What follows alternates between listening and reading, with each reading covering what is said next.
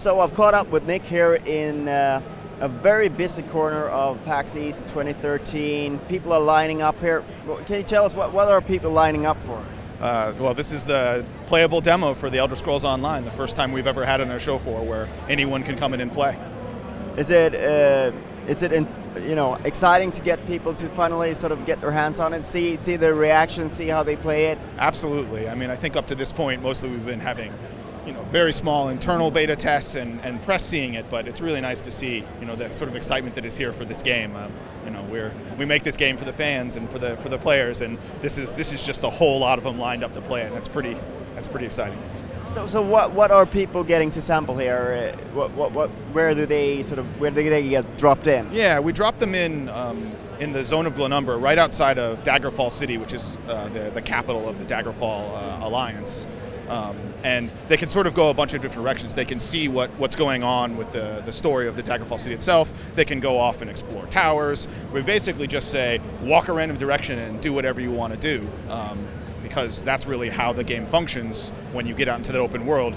You just stumble across content as you do it. And if you want to, you can find and follow quests and the story associated with those. And if you want to just go explore towers and dungeons and collect things there, you can do that too. So it's an area that hasn't been visited in a game for quite a while, yes. Right? So can you describe it a little bit for those who didn't play Daggerfall back in the day? Yes, from the 8-bit days of Daggerfall. It looks a little different than the 8-bit version of it from the 90s. So Daggerfall is basically a city that is of the Breton style, and I would say that it's sort of a lush forest, and the city itself is what you would expect out of maybe standard medieval architecture, and the Alliance itself is a democratic cooperation of the three races, which makes it a little unlike the other two. And so everyone is equal, and there's a much more sort of social feel to the city than perhaps the Aldmeri Dominion or the Ebonheart Pact. So we were dropped in this sort of little bit of a pirate scenario there. You're a little bit of a shipwreck. Sure. Unusual start for an Elder Scrolls game, yeah, but right. We're being shipwrecked in an Elder Scrolls game. Yeah. So what's the what is the story there, and what is the character getting into? Yeah, so we started you basically in the second area of the game. The very first thing that happens when you begin is you're executed, and the story of the game is about dealing with Molag Bal having executed you and stolen your soul, and you're going to chase it. Molag Bal is a Daedric prince, and you kind of need to find out why. But of course, he's much too powerful for you initially, and you need to work your way up that, collect allies, and so on and so forth.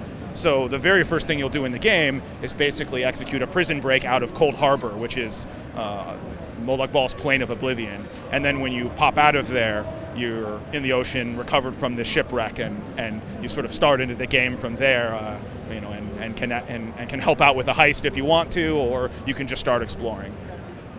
So I guess exploration in any MMO is important, but in an Elder Scrolls game, even more so. How do you sort of design the world to sort of allow for that and sort of make players want to go out and do that, not just follow the quest markers and that sort of thing? Well, I think there's a few different things.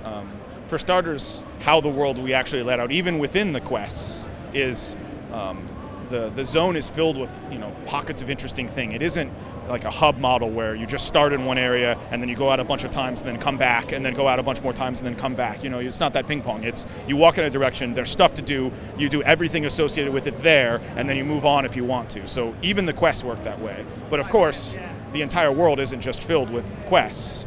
There's tons and tons of things to do between there, and we just fill lots of explorable, little things that you can discover. Some of them are towers, and at the bottom you might just find a treasure chest. No quests, notes, lore, books all in there that you can find as you explore the world.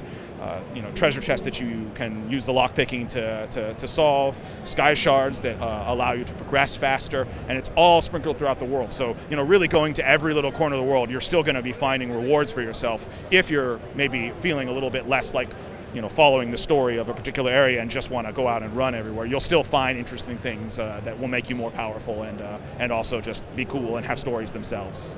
So one thing that I did not get into when I was playing is crafting. How do you handle crafting in Elder Scrolls Online?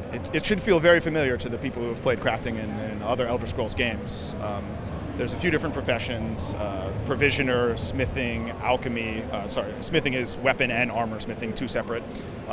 And the basic theory is you can become sort of a jack of all of the trades. There isn't a restriction on you must pick one crafting profession and stick with it and master it that way. You just have to decide how good you're going to be, because you can't master them all. And there's only so much time you can dedicate to any specific one. And if you want to be a master of alchemy, you can be a master of alchemy. And if you want to be a master smith, you can do that.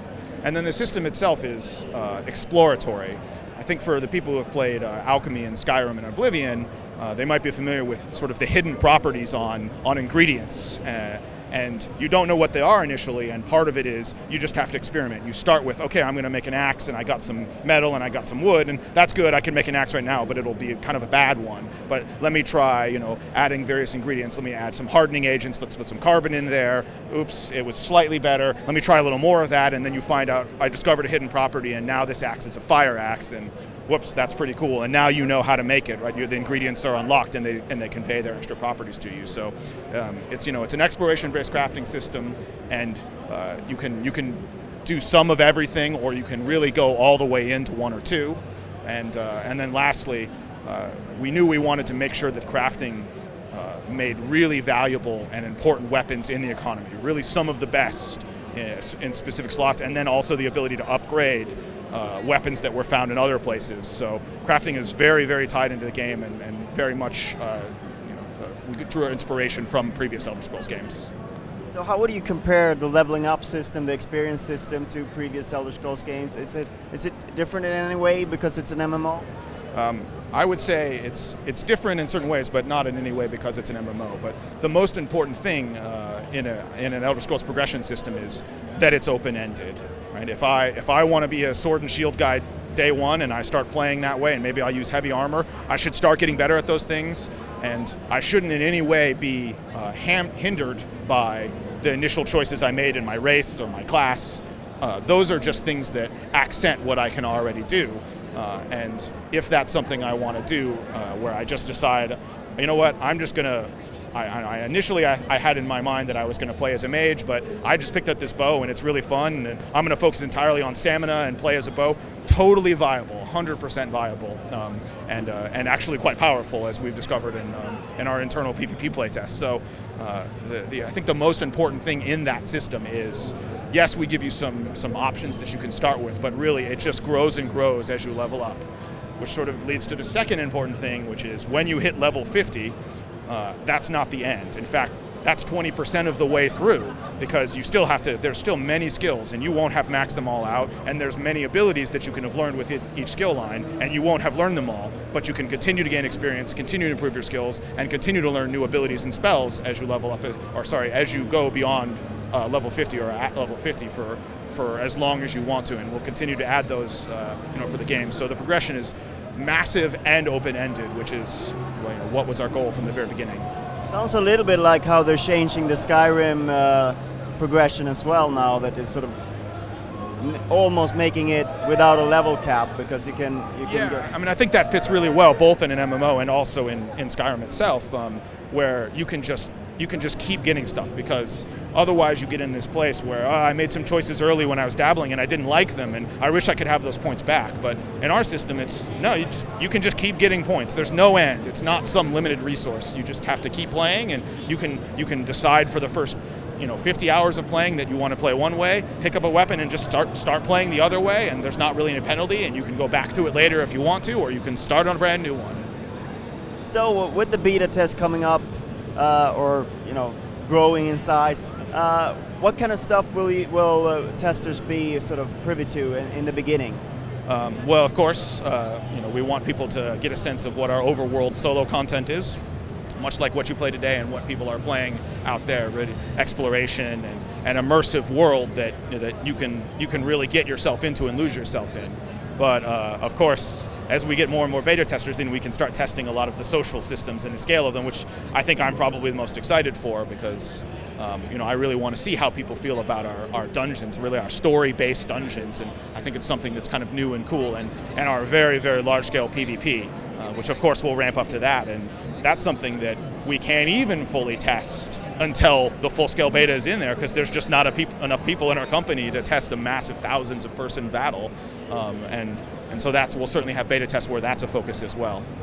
And so we'll start with the solo and ramp ourselves into the group, and I think we'll be pretty excited about it all. Yeah, because I'm curious about just how the PvP will work in that sort of environment. Sort of, is it like that zone is PvP and you can pretty much get into one of these big battles at any point, or is it like a choice that player makes? Yeah, so the battle itself, it's a war front that's occurring in the province of Cyrodiil, which is where Elder Scrolls 4 Oblivion took place, and it's literally, we started with the height map from Cyrodiil, so it's that world. You'll recognize it. Keeps are in the in the locations of ruins at the time, right? Because we're 800 years in the past, and things that were in the time that people explored Oblivion, just destroyed, structures are actually fully built things, and you're going to go destroy them. And then they're going to make them into ruins for 800 years from now. And when you get in there, it's very much this large, persistent battle that I want to say it's reminiscent. It's territory control. It's got a lot of different tactics in many different fronts, and we're pretty excited to see how that goes. All right, so what's the roadmap ahead now? You're getting into the beta. You think you'll be out this year with the full game? Yeah, all we've said so far about our release date is that it's in 2013. So, we don't have the specifics beyond that, but it's 2013, so we're pretty excited. Looking forward to it. Thank you very much. Thank you.